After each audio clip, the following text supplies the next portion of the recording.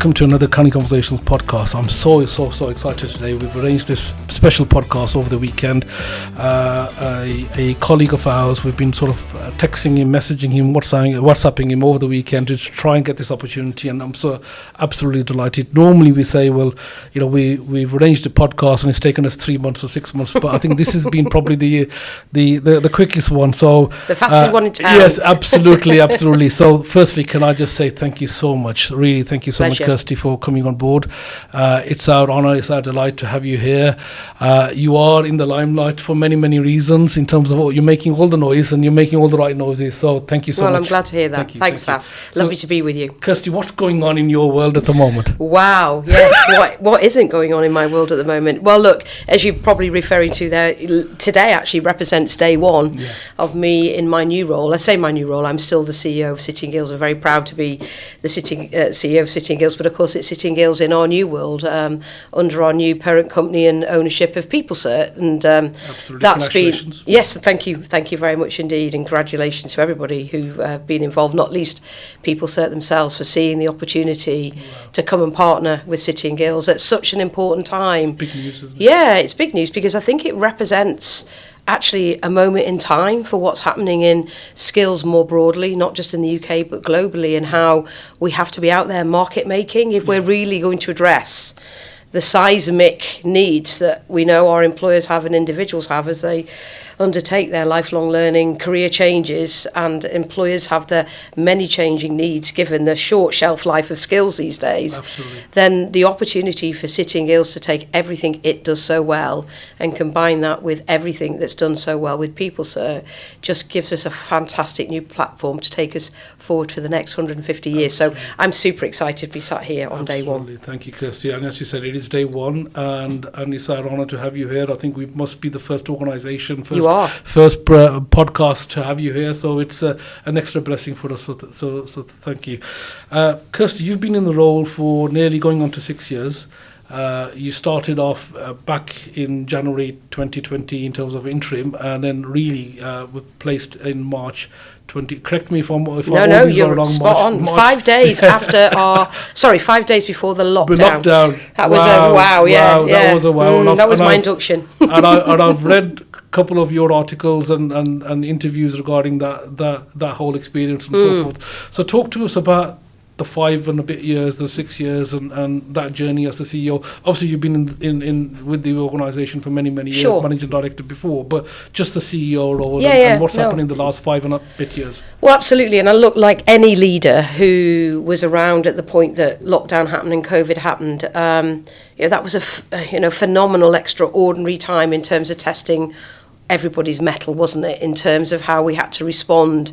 We didn't have time to think even. We had to be able to respond both to our workforce but also to our customers. And I think my sense of responsibility was to make sure both the workforce of City & Guilds and our customers equally felt that they had a safe haven in which to carry on doing everything that was needed to keep the organisation moving forward and doing what we've always done so well, which is deliver those all-important outputs, which are skills and qualifications, etc. So that was always my big driver. And there were 3 words, I reflect always on this, there were 3 words that I took very early on into the organisation that we use as a mantra, actually, week in, week out, when we used to have teams from all over the world. I used to have weekly webinars. That was my way of trying to make sure there was a connection all the time with different parts of the organisation and hearing what was happening on the ground out with our different customer groups. And those 3 words were resilience, grit and compassion.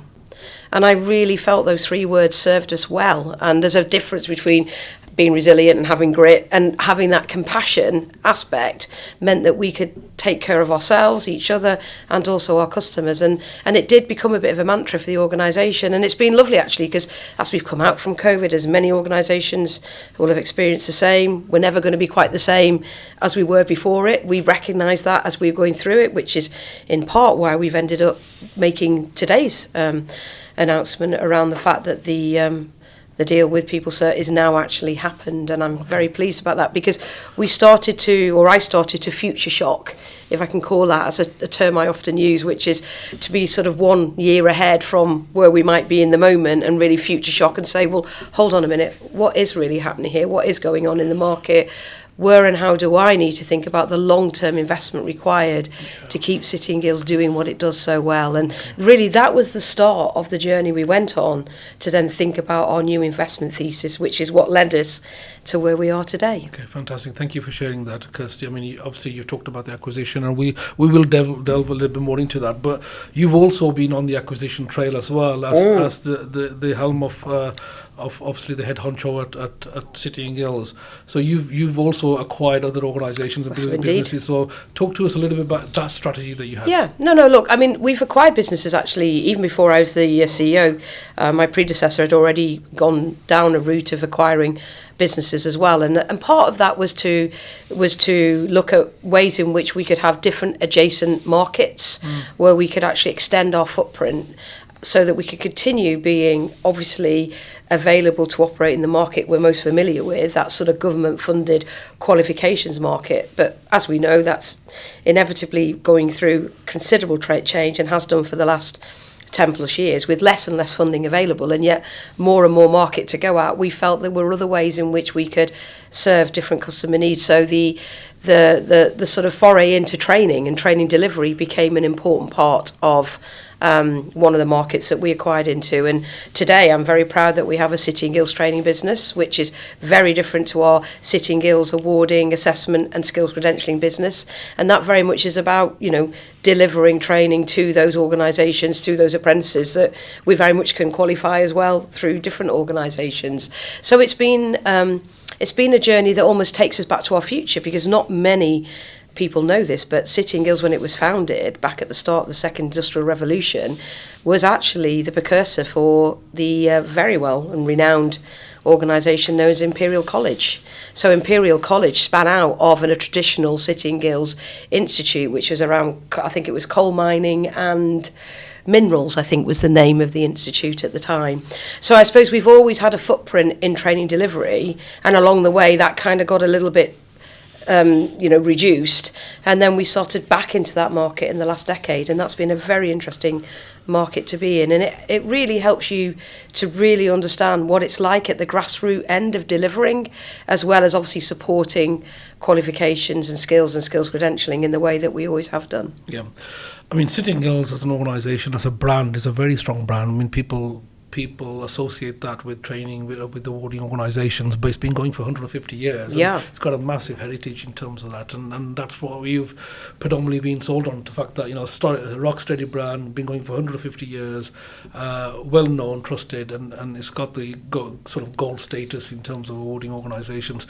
But how would you describe City and Guilds currently in terms of, not necessarily with the PeopleCert acquisition, but generally if somebody was speaking to you about City and Guilds, and you mentioned obviously we've got the training business, we've got the awarding business. How would you describe, what would be the elevator pitch of what is City and Guilds? Well, City and Guilds is all about helping you get the skills for jobs. Skills for jobs. Skills for good jobs. This is all about how we help people into their first job, how we develop on the job, and how we help them progress to the next job. So for me, it's all about helping people get the skills they need for good jobs at the heart. So the first job, a better job possibly, then progression. And then progression through your, because let's be honest, we're looking at 50-year careers.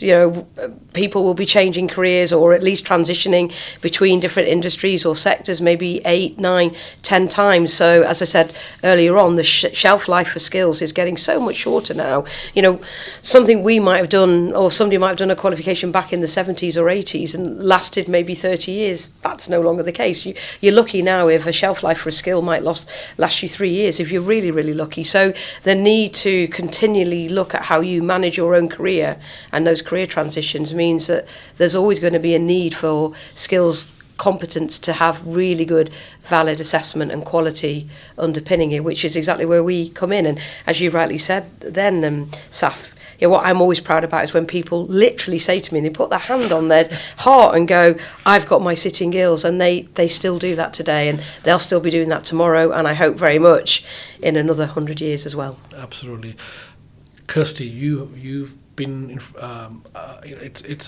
it's a responsibility, it's a duty that you've had in terms of the role that you've got. I mean, CEO is a big title, but it's about people. It's about obviously the legacy that you've had. Talk to us in terms of how you've developed as a person, because this is about getting to know the person as well, the personality. We understand. We've seen you on stage. You're fantastic as a broadcaster. You've seen you on stage as a presenter.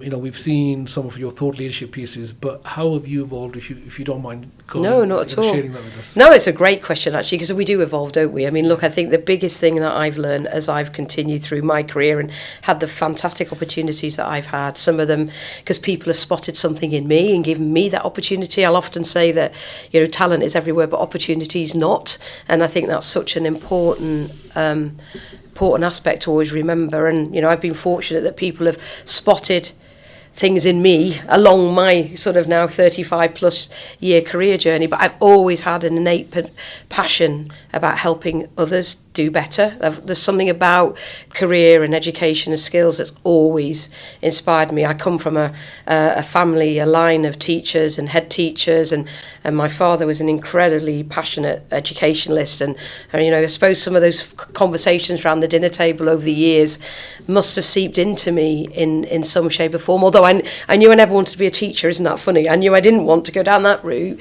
but the opportunity to be able to influence how other people could have access to learning and education and skills that would better their life, or indeed working with corporates and employers to help them be more productive, has always been a passion of mine. And therefore, how to use then technology as an enabler. And I was really fortunate to start my career really the very early 90s, when there was just the startings of what was to become the Tinternet and internet, as we referred to it fondly back then, the World Wide Web actually, wasn't it? We used words like the World Wide Web and superhighway and all these words that seem so outdated now. But I was always very fortunate to have jobs that enabled me to look at how could you use technology in a way that was about using it as an enabler to open up access and opportunity. So I suppose, how's that impacted on me? It's made me always very conscious and grateful for my opportunities. It's made me recognise how important it is. I go back to those three words I mentioned before, that one of those words was compassion. I think being a very compassionate leader is something that I've always just feel is innately in me. I think to be a good leader these days, you have to have your goggles on 360. You really do. You have to dial up that emotional intelligence. And that was definitely something that was very clear as we came through COVID. And I suppose I've just always recognised that if you're working and leading a business that's all about helping people, you've got to be very in the people matter, if that makes sense. You can't be working for an organisation like I'm very privileged to lead, which is all about helping people and organisations get the best that they need to prosper and grow, and not recognise your very people in your organisation and how you need to be tuned into them. So as a leader, I like to stay very tuned in to my employees in all the different ways that it's possible to do these days. And of course, technology has meant that you're always on. You're never off, really. It's how you use that in really positive, meaningful ways. Absolutely. Kirsty, you've been mentioned as a very social leader in terms of you're very active on social media. You're a very visible leader.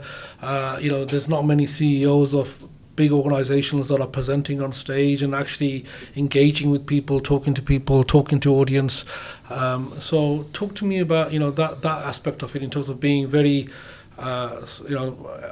understanding the media today, and how you've engaged and embraced that as a CEO. Yeah, I suppose because I think, as I said before, I think being a CEO in today's modern world, you can't just have one dimension. It's multifaceted. You have to be able to, be on all the time, and that means you have to understand your stakeholders. You have to understand how to talk to the media and present. You have to understand what's happening in your organisation and how your people might be feeling. You have to understand the pain points of a customer. I don't think the days of leaders or CEOs being stuck in a ivory office and maybe just using their executive and living through their executive to tell them what's happening or what's on the audit and risk register register that I need to be worried about today. You know, I mean, leadership itself it's not a hierarchical right.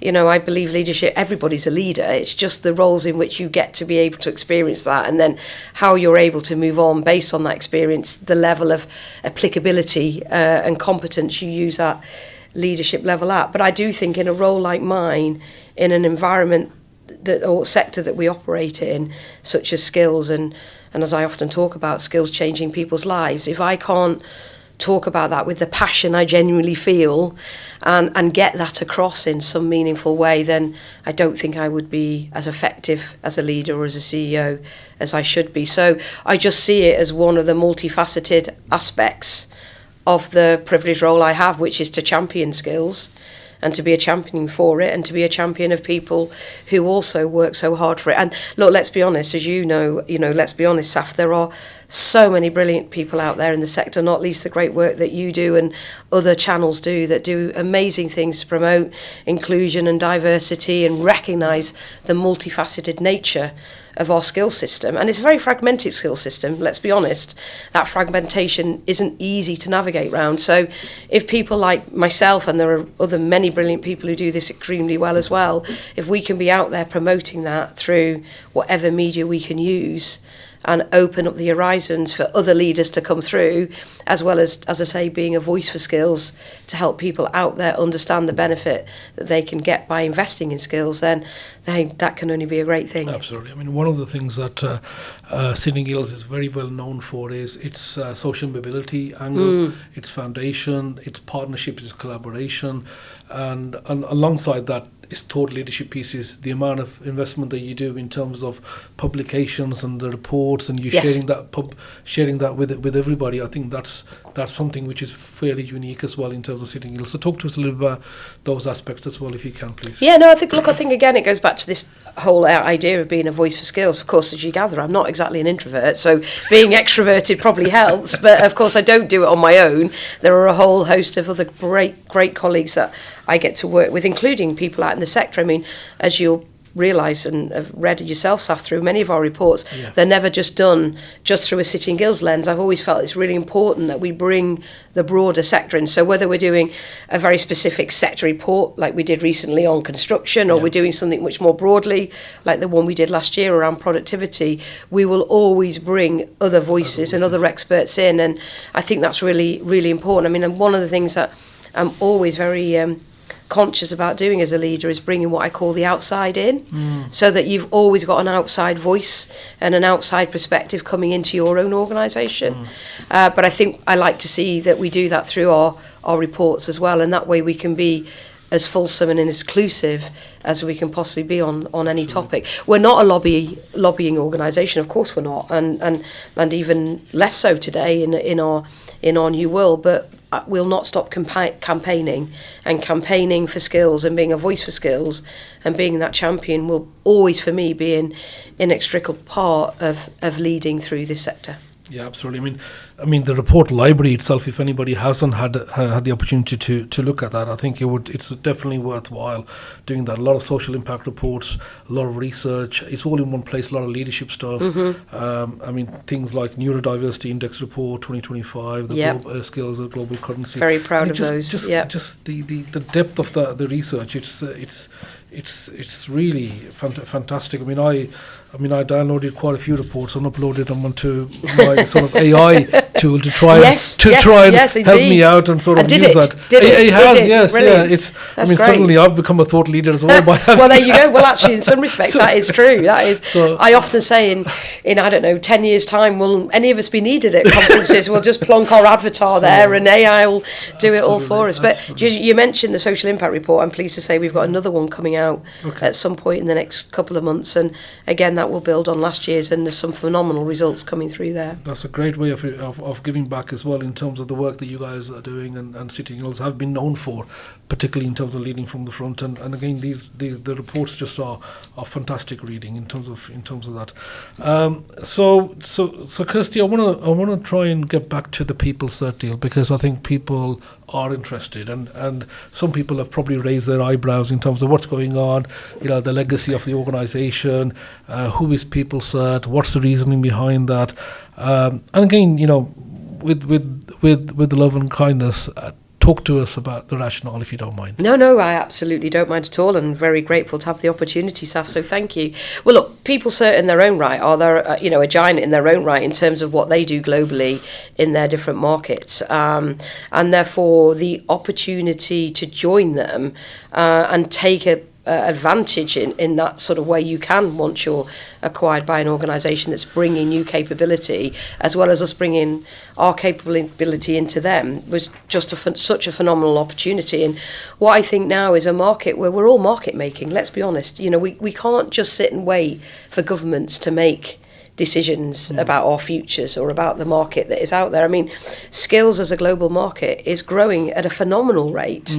It really is. And yet the response to it from a government level, any government for that matter, it can't possibly keep up. And I don't think we can rely on governments, or should expect to rely on governments for all of the funding. Not that I actually think the government of yesterday, or indeed the government today, certainly could do more to close the funding gap that we know we do have in certain aspects of our skills system. So this for me is about the combination of Sittingill's recognising, just as it did at the start of the second industrial revolution all those years ago, recognising our place right now in what I think is the fourth age of AI and skills, as opposed to calling it the sort of industrial revolution, fourth industrial revolution.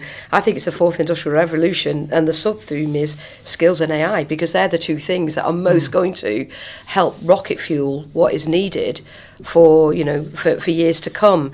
And therefore Sittingill's recognising that we needed to do something different while still carrying on doing the great things we do today, and do that with a partner who could bring and leverage not just investment, but their own technology and capability, their products and services, and the access to market that PeopleCert can bring. It was a kind of 2 + 2 = 5 or 6, as opposed to 2 + 2 = 4. And what many people don't recognise, Saf, is that Sittingill's, the Sittingill's London Institute, which is the charity that still remains today, and I'm very proud to have left it with a legacy that has been provided as a result of this transaction, so it can carry on doing what it does so brilliantly as being a social impact charity, and at the same time Sittingill's in its new world can carry on doing what it's so brilliant at, which is delivering those all important qualifications, assessment and skills credentialing, as well as the training we currently do today. So I think we've kind of encapsulated it as a win-win. Actually, it's not often you get a transaction like this where both parties are winning out. The charity has got its legacy to continue doing what it's doing for the next 100 and 150 years, and Sittingill's as that well-trusted, quality, gold standard brand that you were mentioning before, Saf, gets to continue to be invested in, to go on and do so much more alongside and with PeopleCert. Okay. So just to break down, Sittingill's London Institute, CGLI. Yep. Trading as sort of the foundation. Continues as its royal charter. That absolutely continues. You can't sell a charity. The charity's not been sold.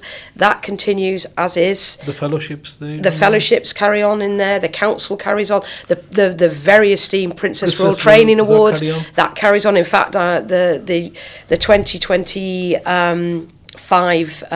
10-year event is happening on the 2nd of December for the Princess Royal Training Awards, and I'm delighted to say Sittingill's and I will still stay with PeopleCert involved, because we are going to continue to sponsor those all-important Princess Royal Awards, because of course Sittingill's is going to still be out there delivering services to its customers, including employers, meaning we can help promote more people into that fantastic PRTA alumni. So it's a really lovely halo effect actually between the two brands. So there's no panic, the fellowships remain, absolutely, the Princess Royal Training, the bursaries, all of that, but all of that now with much more that can be done as a result of this transaction happening. So much more can be done and dialed up on that social impact level for CGLI and the Sittingill's Foundation.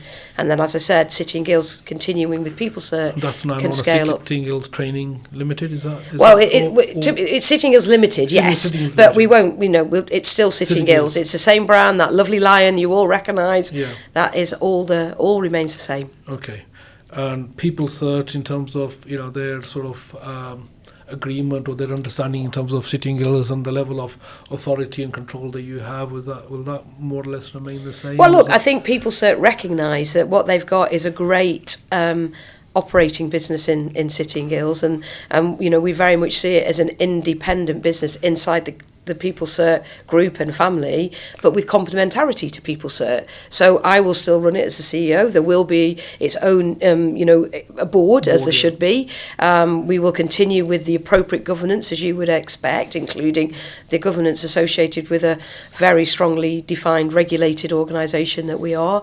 And we'll have the benefit and the wisdom of PeopleCert's expertise to help guide us. But yes, Sitting Gills is an organisation run by myself, and the executive and the employees in it will continue as it was a Friday. It is today. It is today, yeah. I mean, there must have been a lot of people involved in the deal. And, Indeed. And a lot of twing. It's been a long time in the making. Yeah, so I think you deserve a holiday after that. Really. I don't think I'm going to get a chance for that. I've got a couple of days coming up at the end of this week, but yeah, indeed. I'm looking forward to Christmas, I can tell you that, Sam. It's all systems. All the commercial business is flying. It's doing well. The brand is there. It's going to carry on with it. Absolutely. Yeah. One of the words I love that you said earlier on is in terms of the future shock. So a year from now, talk to us about what do you imagine. Wow. Gills. Yeah. Well, look, I would love to. I don't think we'll be doing this a year from now, but sort of 3 years from now, I'd love to be 10 timesing the impact that we have. So, we work with over 1 million, we qualify over 1 million people every year. I'd love to be 10 timesing that, and I think that's possible. Not in a year, I hasten to add, but that's the vision. But that's the vision, yeah. and that future shock is about what does our target operating model need to look like in a year's time to then help us continue to get there. I'd love to think that, and it actually links a little bit to the government's own published policy now in the white paper around the lifelong learning entitlement, although by its design I'm not entirely happy with its current design, but as a concept I think the lifelong learning entitlement is a great concept, and I therefore believe there's a really big market in the making for going direct to learner.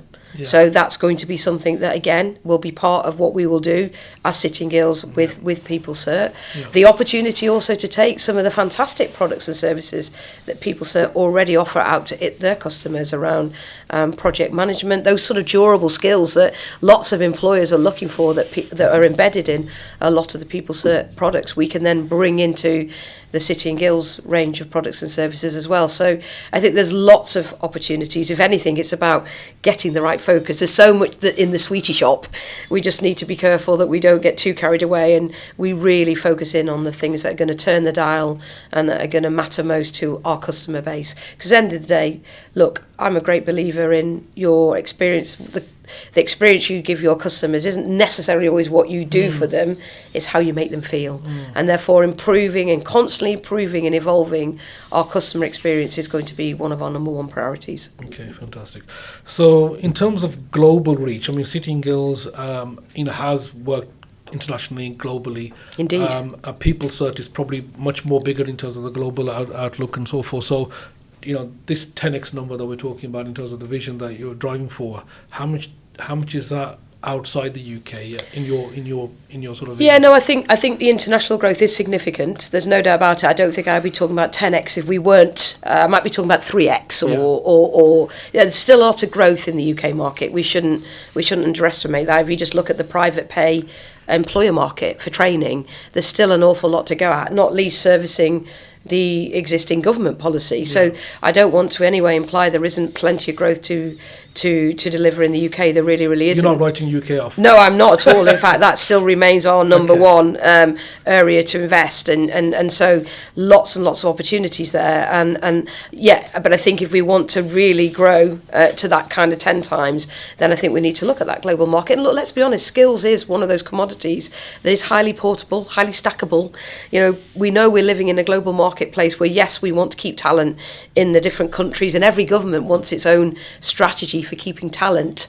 But I think that's where City and Guilds with PeopleCert has got a fantastic opportunity to play, where we can help those governments, not just in the UK, but in lots of countries across the world, help them understand what do their skills strategies need to look like so that they can grow their own talent and retain their own talent, whilst also creating really effective skills migration corridors where people are coming with those portable, stackable, recognised skills to make a contribution in a particular country with a skills shortage need that might exist. So I think that's the kind of opportunity that we're thinking about and talking about here. But that's nothing new as such, is it? Because not really. Have been working not new. I think it's just about the scaling it up. It's about the investment required to do that, because everybody knows this. You don't just land in a country with a suitcase and go, hey, we're here. You've got to really think about the partnerships on the ground, the sales channels, the customer relationships. So it's really how we scale that up. I mean, we have been known in a lot of countries for nearly 150 years, as you've already said, Saf, but it's quite a long tail. And, that might only be 1 or 2 qualifications in some cases. We're talking about maybe really focusing in on 2 or 3 major countries and really helping them with the sort of really helping their systemic skill system.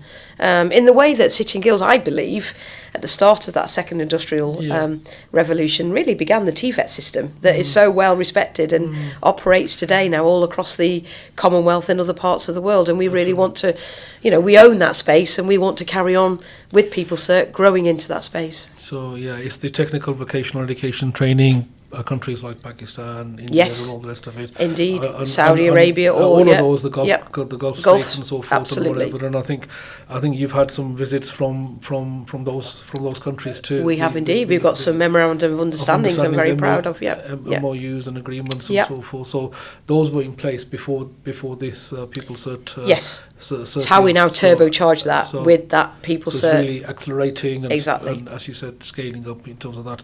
So more of the international, more of that, but again, still UK based. People love British qualifications, the brands that we have. I mean, it is a global brand, but they trust it, they adhere it, they love it, and so forth. So those you're gonna. Oh, absolutely. Look, in many countries, the City and Guilds qualification in a particular sector is the passport for someone to be able to work. So we definitely don't ever want to lose that. It's how do we encapsulate that and do even more of that.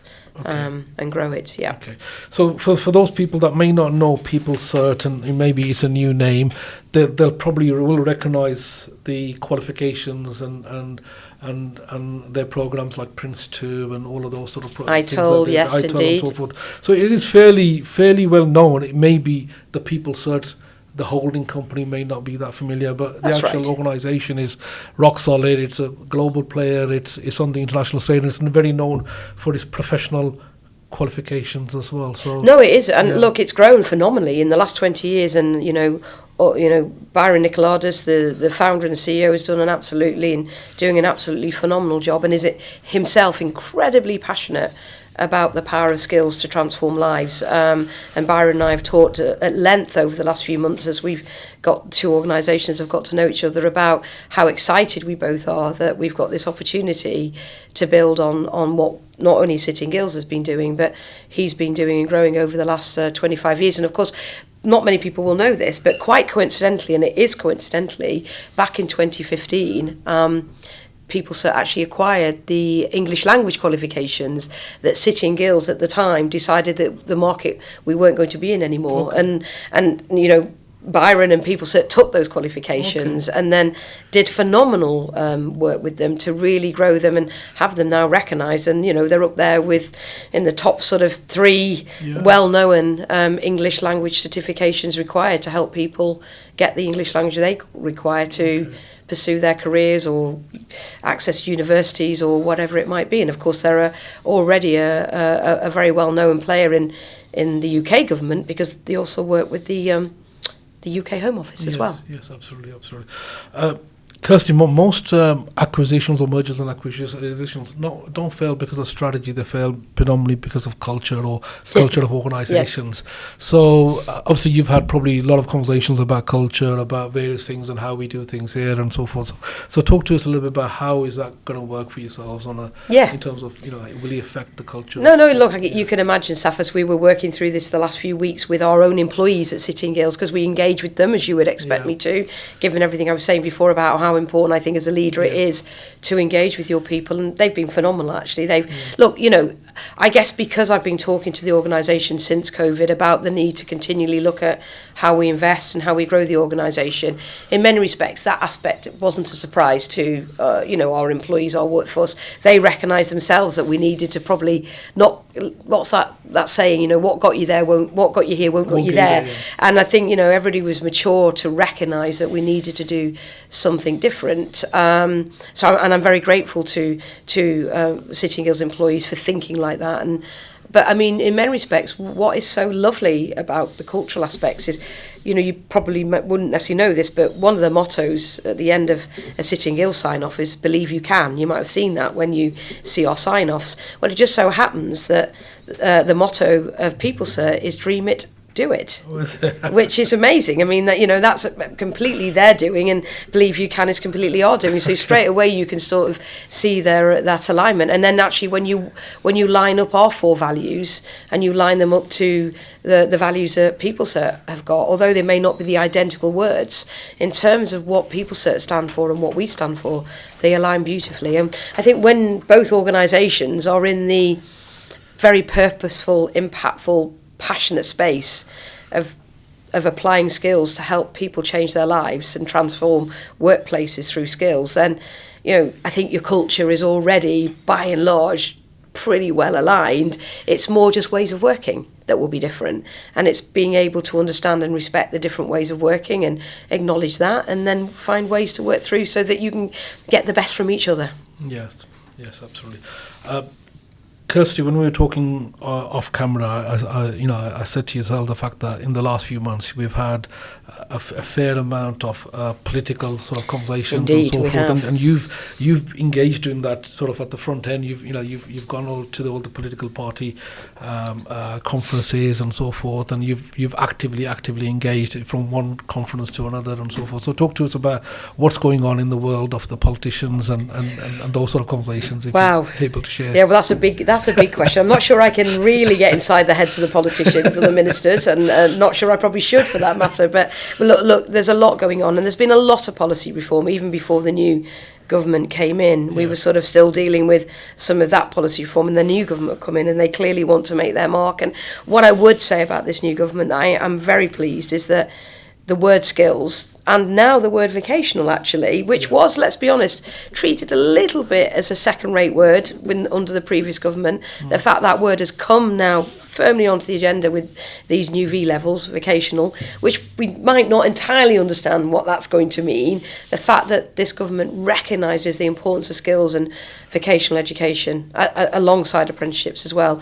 Well, I just think that we've got to take that as a glass half full aspect, even though we know there's a lot more in the design and the pace of those reforms, and therefore also the funding that may or may not come with it, that probably does leave a little bit still in the detail that needs working through. But look, again, going back to the conversation we're having about being a voice for skills, a couple of years ago we set up at the party conferences, and it's run well now, so we'll continue to do it, something called the skills hubs.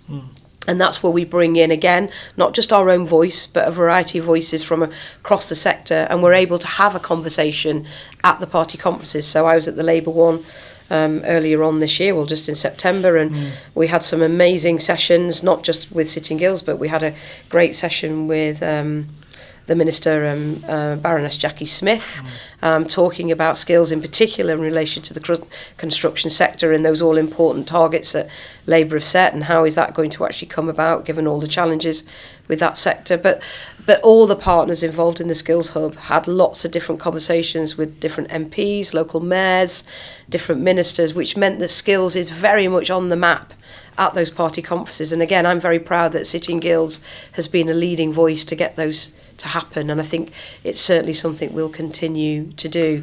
At the end of the day, I think, how much you can really influence governments these days once they've made their mind up is probably questionable, but you can at least course correct some of the fine-tuning. Yeah, the fine-tuning on some of the policies that you can just see, if they're going to carry that on, it's going to actually have an unintended consequence. And I do think this is a government that by and large will listen to that.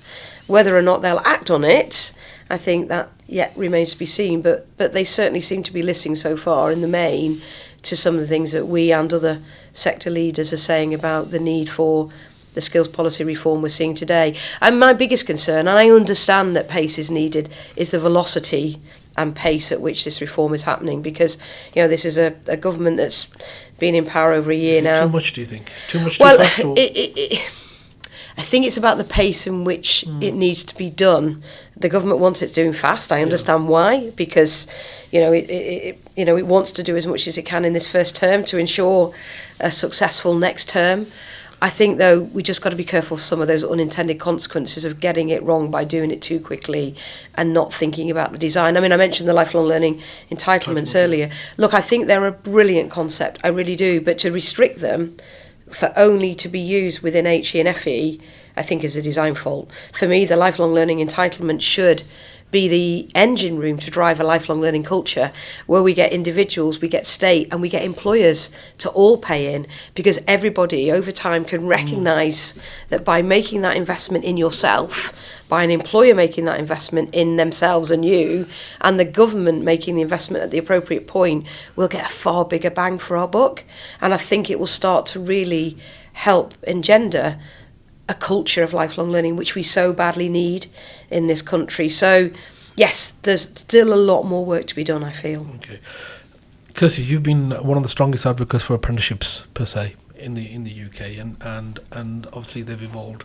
So talk to us a little bit about the role of apprenticeships and how you see the changes and the future, near future. Sure. Look, I mean, I do. I just absolutely love apprenticeships. I always have, even before they became, since the levy was introduced. I mean, I started out my career literally way back 35 years ago, I can barely remember now, on the old YTS schemes almost, and they were precursor then to modern apprenticeships and all the various different forms that apprenticeships have taken when they've fallen out of favour and then they come back in. But I've always been a champion of the work-based earn and learn route, because I think it just opens up so many opportunities. For me, apprenticeships addresses that fundamental problem we have in the country still, which is talent is everywhere but opportunities aren't. And for me, apprenticeships are that way of opening up those opportunities. Now, we know that's still not happening to the degree in which it needs to be across lots of local areas and regions, and indeed to the diverse groups that we want to see more represented in apprenticeships. But to see the progress, particularly over the last few years, I think it's phenomenal. If you think now of the careers that you can do through an apprenticeship that you just wouldn't have dreamed about, from the traditional ones we tend to associate in construction and engineering, which are great, but also, chocolatier, and you can do, you can become an airline pilot, you can become a solicitor now through an apprenticeship route. There are so many different opportunities that I think mean that the fact that those opportunities are available to both young people and adults alike, we just cannot afford to take the foot off the gas, and we must keep the momentum around apprenticeships, which means that whilst I welcome and have welcomed the talk of a more flexible growth and skills levy, I still feel that the detail around that is very, very unclear. And obviously recently in the white paper, we've seen a little bit more detail about these shorter, more modular, short course apprenticeships. Now, I think there's absolutely a place for short course modular skills learning, especially as we were talking about earlier about these careers that have to quickly transition. Whether that works for apprenticeships, because the whole point of an apprenticeship is to give that, if you go back to the Tudor time, that kind of really journey, well, it was, you called the journeyman, wasn't it? So it wasn't necessarily gender, it was a bit too gender, but sort of the journey that an apprentice would go on up to mastery, or mystery as we might want to call it, to have our equality there around gender. But joking apart, I think that whole mastery of your craft is such an important feature of apprenticeships. Now, it doesn't mean to say that I don't think having someone start an apprenticeship and maybe for whatever reason they can't finish it in a year or 2 years, and therefore the opportunity for them to be recognised with something, I think it's a great idea. But I would hate to see apprenticeships diluted as a result of us bringing in something that was overly modular and short course driven, because those short courses and modular courses can be delivered regardless of apprenticeships. Have you shared that with the powers that be? I have indeed, and I will continue to share it, and it will indeed be part of a keynote I'm giving tomorrow at the ALP annual conference. So you're going to carry on knocking on the door and, I'm definitely going to carry on knocking, sharing that words of wisdom and the experience that you have and so forth. Absolutely. And as you said, maybe not the big change, but at least if we can make some sort of adjustments. Well, that's right. Look, we only have to see the impact that apprenticeships have been having. You know, look at how many people now talk about the fact that they might have gone to university, but they're not, and the benefit that they've had as a result of going through an apprenticeship. That is now not just the odd now and again story you hear. It is quite a consistent story you hear across all sorts of age groups, all sorts of people from all sorts of walks of life. And I think it would be a real shame, it'd be a travesty actually, if we lost that momentum. So I'm absolutely in support of more flexibility. I'm absolutely in support of enabling shorter, more modular learning, even inside an apprenticeship where it's appropriate. But let's not lose the notion of apprenticeships enabling people to develop their mastery in a particular craft or trade or occupation. Okay. For those that may not know, we've got the Association of Employment and Learning Providers ALP conference happening tomorrow, which is the reason that you're here in Birmingham. And you've just shared with us, I mean, obviously, by the time this comes out, people would have heard your speech and obviously that would have gone live. But is there any other nuggets of wisdom and so forth that you want to share? Because obviously, tomorrow, this conference is... everybody is sort of waiting for answers and looking for leadership and looking for that. So yeah, it's interesting you say that, actually. That's one of my themes. I mean, I've got a lot to cram in. I think Ben Rowland, the CEO of help, has given me probably a bit less than 15 minutes. And very tight. Yeah, exactly. I can talk a lot. I can talk quickly as well, but I'm going to cram a lot in. But I think so. One of my messages is absolutely the one we just talked about. My other message is don't keep waiting for government to have all the answers. You said that. This is about how we, as a sector, yes, we may have to compete. Of course, a lot of people in that room compete with each other, but they also collaborate. We've got a fantastic opportunity to collaborate and market make together. So that is going to be one of my big messages tomorrow. And in many respects, that very much represents why Sitting Girls and PeopleCert have come together, that we are about to market make or continue that market making. And whilst we're there to obviously help support and deliver government policy, we're not just going to wait for that as well. Okay. The Department for Education, the Department for Work and Pensions, it's all sort of merged together in a way. I mean, the skills has moved to DWP. Any thoughts, any ideas, any questions that you have in terms of the changes? Is it going to affect the providers? Is it going to affect us? Well, I think it will be changed. There's no doubt about it. I mean, look, I think again, if you take the glass is half full analogy, I think we can absolutely see that having a DWP focus on really ensuring that this is about helping get the right skills to people to get them into work goes back to what we were saying earlier. If I was to give you my elevator pitch for what Sitting Girls is all about, helping people into the first job, on the job and beyond the next job, then I think that DWP agenda, it is a really powerful way of creating that proximity for making sure we have the right skills and the right skilled people and we can get them into jobs. I think what we need to just make sure is that's not done at the cost of diluting, as we were just talking a moment or two ago, diluting the programmes that we've got already, like apprenticeships. So I'm very hopeful that DWP, working also with DFEE and of course having Skills England now, really probably helps Skills England brief become clearer, because it really does mean that the Skills England umbrella is there to make sure that what happens across that DWP agenda and that DFE agenda when it comes to skills, even of course, Department for Business and Science and Trade, all of those departments, the one thing they have in common is skills. So how do we join all of that up in a meaningful way and make sure then that the flow of funding and the flow of opportunity is out then at a grassroots level, out in local regions, out with the different combined authorities. So I think that's going to be one of the challenges, is how do we take what is already a fragmented system and use this new approach to try and start to make the join up. But which is why I go back to my sort of plea really around the lifelong learning entitlement.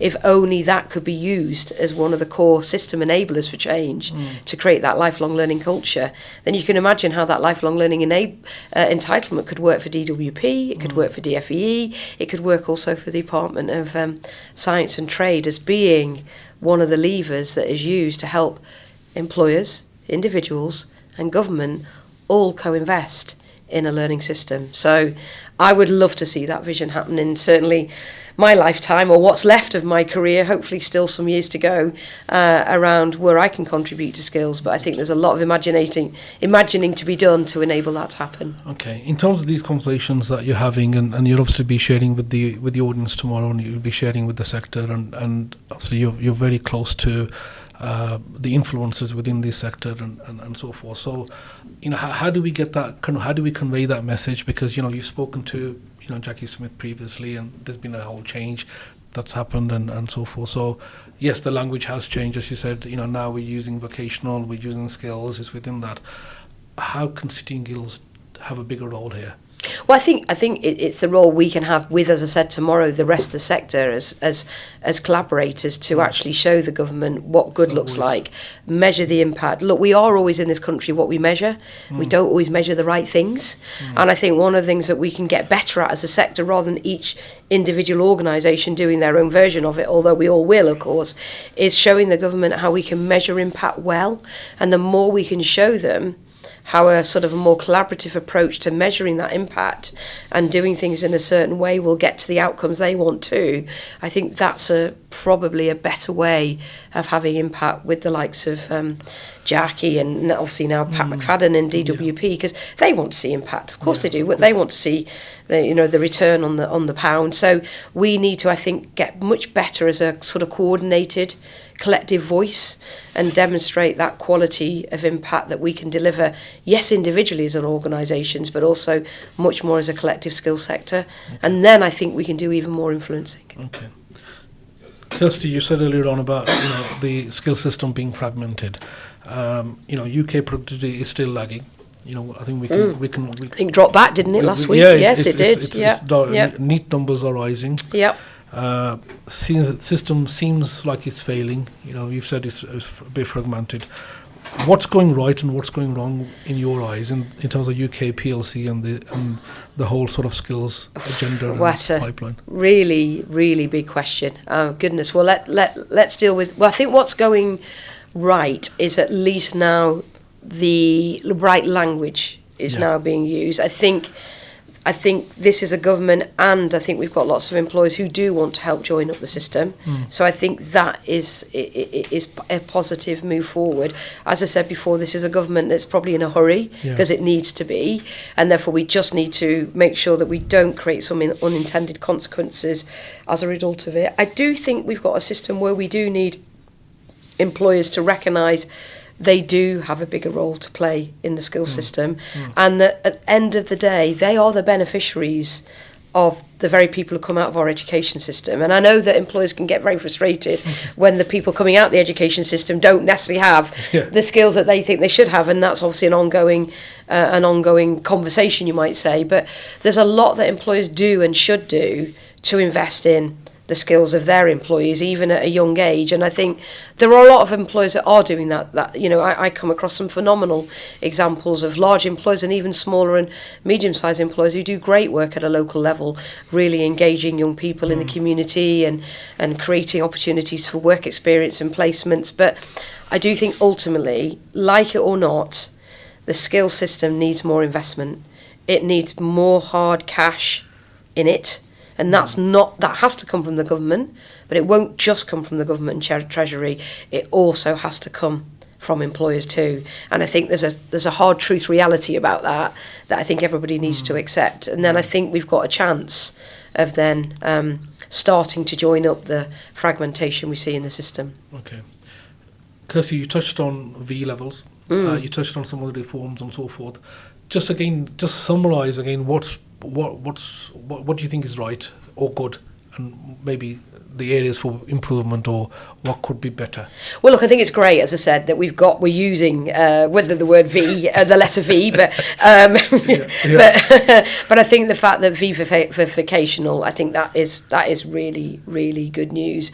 I think what we just need to make sure that there aren't some unintended consequences around, once we see some more of the fine detail around what will the pathways be around V-levels, that we don't lose pathways that are really important, that we've seen are really important through vocational qualifications, that help people progress from entry level through all the various levels that might need to be occupationally competent. So I think there's still a lot of work to understand the pathway aspect of E-levels, and as I said, that we don't end up losing some of them, and therefore we end up even contributing even more to having more people not in education or training or work. So that is something that could be a downside. I've already touched on the sheer velocity and pace of the reform change is a little bit of a downside at the moment. Look, we have to accept it is what it is. It's not something we can moan about. It's just something we probably need to be realistic about, and then work out and try and help the government focus more on what actually can be delivered in the timeline that they want realistically, to drive the kind of outputs that are going to really, really make a difference. I mean, the sector, I'm just changing a little bit, just to talk about, how do we service the sector, and how do we service UK PLC? I mean, there's a shortage of teachers. You said, again, you talked indeed about being, teacher and not being a teacher and so forth. There seems to be a shortage of people coming into the sector in terms of the qualifications and of teaching and so forth. How do we make that attractive? How do we make that right? Well, I think they're right. I think, teaching is a vocational job. There's no doubt about it. People go into teaching, people come into education because they care passionately about it, and we're fortunate that we obviously have lots of people who do that. I think there is definitely something around how we make it more attractive as a career, how we further professionalise it, especially in the FE, around further education. I think probably in the sort of mainstream education system, that I think it's probably much more professionalised. I think, issues around pay, training, professionalisation across FE is something that still needs addressing. Now, again, this is something I think this current government has started to put some attention on, but I think there's a lot more to do. And I think it sort of plays back a little bit to the reforms, really, Saf, because I think, if we're going to have teachers who are going to be teaching these these V levels alongside T levels in 27, how ready are those teachers going to be, and are we therefore going to be switching off even more teachers from wanting to come into this sector? So there is a very careful balance that needs to be played out there, I think. I was speaking to a colleague who's talking about raising standards, and he says rather than raising standards, we should be talking more about inclusion. I don't necessarily think that it's one or the other, but that was something. And again, people are concerned about the level of needs. Young people, definitely social mobility. One of the biggest things is about getting people a job, then a better job. But there's other jobs out there. How do we get them right in terms of fit for purpose for these jobs? People are scared, in terms of youth. Well, there's no doubt. Look, that NEET number is horribly large and stubbornly not shifting. And there's probably some cultural aspects coming out from COVID that haven't helped with that. There's a whole change in the workplace. What is the offer now to a young person coming into work when you've got all of these hybrid working environments? And we know that, our Gen Zs and now our Gen As that we're starting to think about coming into the workplace. How do we really think about how we integrate them into, then the more mature, older workforces like ourselves that we represent? I mean, that's why one of the things I'm very proud of at Sitting Girls, we've really focused on our own apprenticeship targets and how much of our own workforce.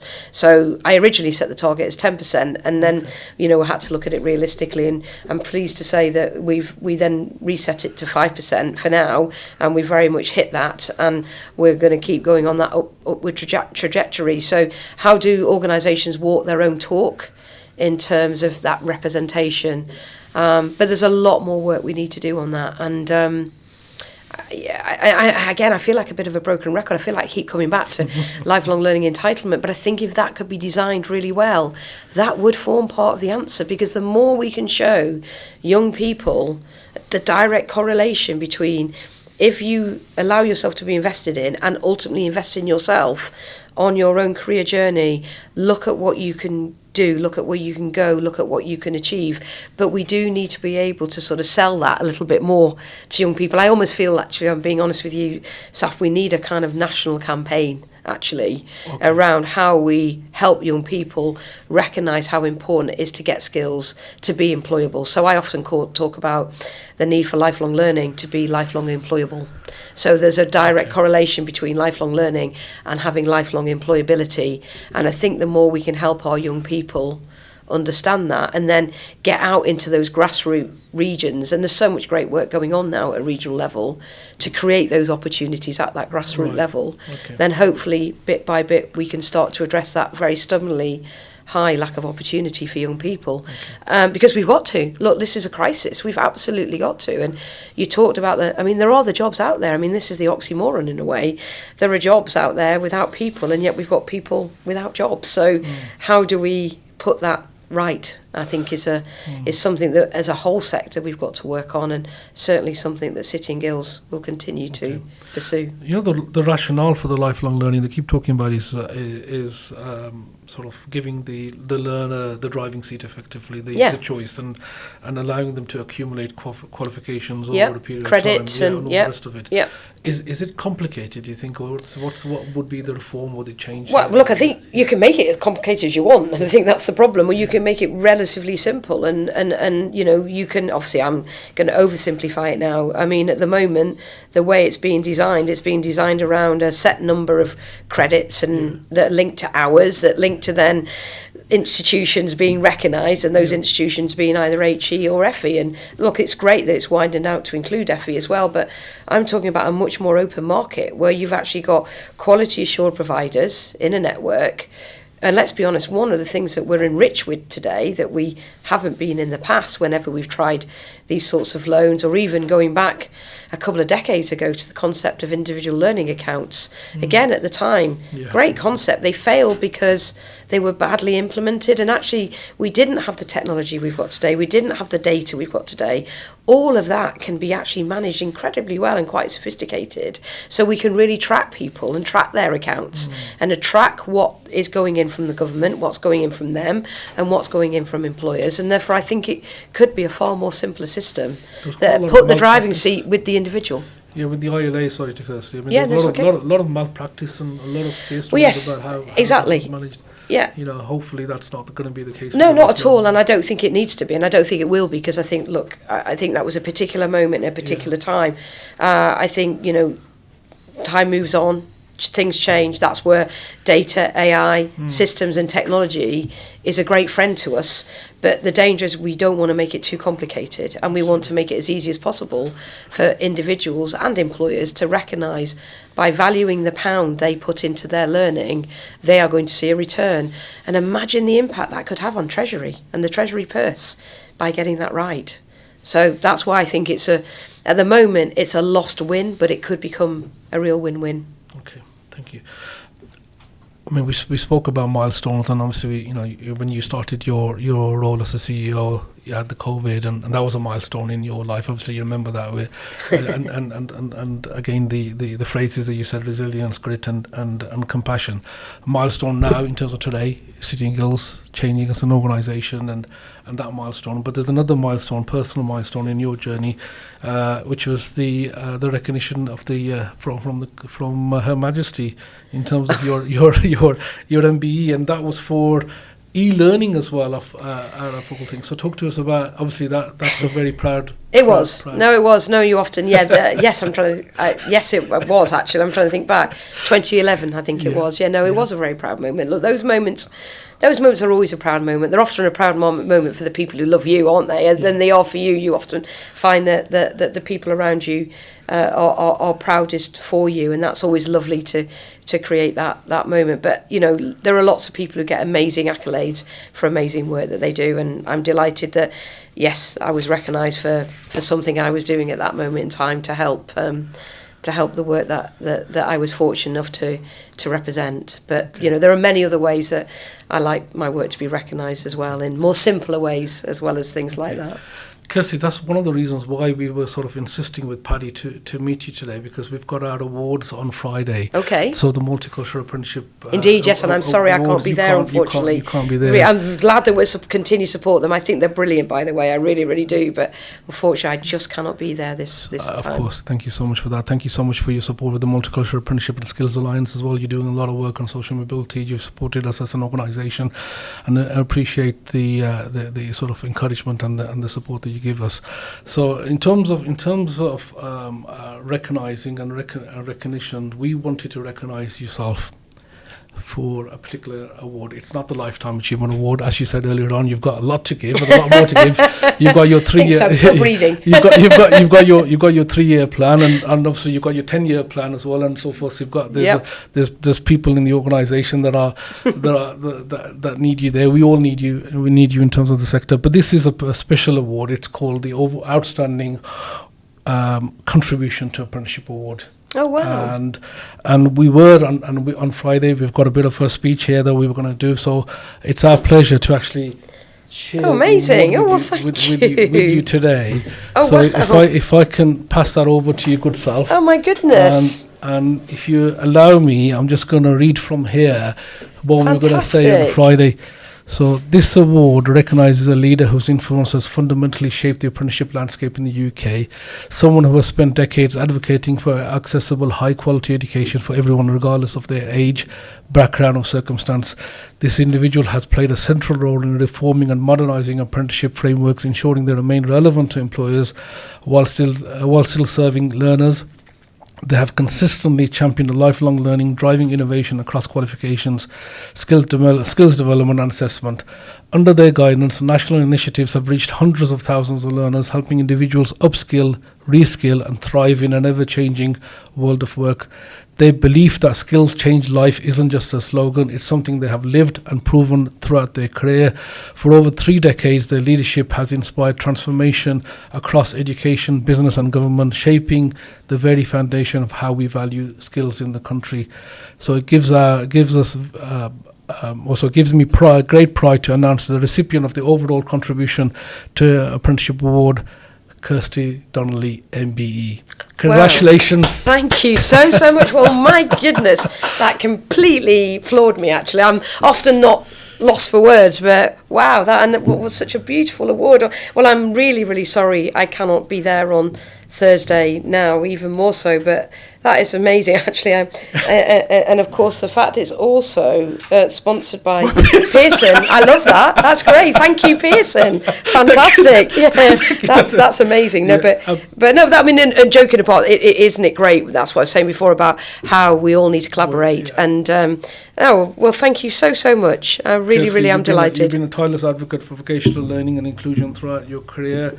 And so for us, it's an absolute honour to have you that. We've had a fantastic conversation today, and obviously you've shared a lot of nuggets of wisdom and thought. Off camera, we will get you to do a little bit of speech that we will broadcast on the night. But more importantly, honestly, I've learnt loads from just reading these reports, from what City and Guilds gives back, from listening to your speeches. As I said, I've seen you on stage. You know, you're a fantastic broadcaster, presenter, and multiple hats that you wear. So you're an inspiration to all of us within the sector. So thank you so much, and really appreciate the fact that you're doing this today. And on behalf of the team, I want to just say congratulations once again. Thank you so much. Thank you so much. Thank you. Really lovely. Any final words of wisdom and encouragement? Anything else you want to say? Not just in terms of the award, but any messages as well to the powers that be and anybody else. Well, look, honestly, I truly am delighted. Thank you. That is lovely. It's always lovely when colleagues and organisations who you respect recognise, so I really do appreciate that. I guess I know it's words of wisdom, but I think there's a general sense from me that this is a really powerful moment, actually. I mean, I've been working in the system, as you say, for over 3 decades. I'm sure I've probably said it before, there's been lots of powerful moments, and so you kind of have to check yourself and make sure, you're not just going round the sort of 7-year cycle, but I genuinely do believe we're at quite an important pivotal moment for the skills sector, and therefore I think my advice to myself and to the organisation that I have the privilege to lead, and then more broadly to the sector, is just keep market making, just keep being focused on going out there and doing the best job we possibly can to serve our learners and serve our customers, and recognise that this is a very pivotal time for skills, and it needs us all to come together and collaborate, as well as accepting that we'll also be competing in that market as well. Kirsty, thank you so much for everything, and congratulations once again, very well deserved. Thank you very, very much indeed, and thank you very much to the team. It's been a delightful conversation as well. Thank you.